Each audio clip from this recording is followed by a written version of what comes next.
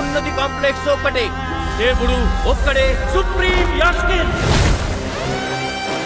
ఎంత మంచి కళ ఉన్నాను తెలుసా? నిన్ని ఎలాగైనా ఆపే తీరాలి.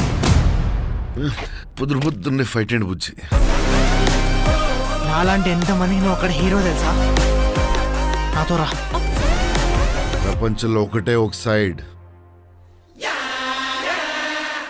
నీ సైడ్. పాయింట్ ఏంటంటే నేను ఒక్కడనే అమ్మాయిని తీసుకురాగలను. రికార్డ్స్ చూసుకో, ఇంతవరకు ఒక్క ఫైట్ కూడా ఓడిపోలేదు. ఇది కూడా ఓడిపోను.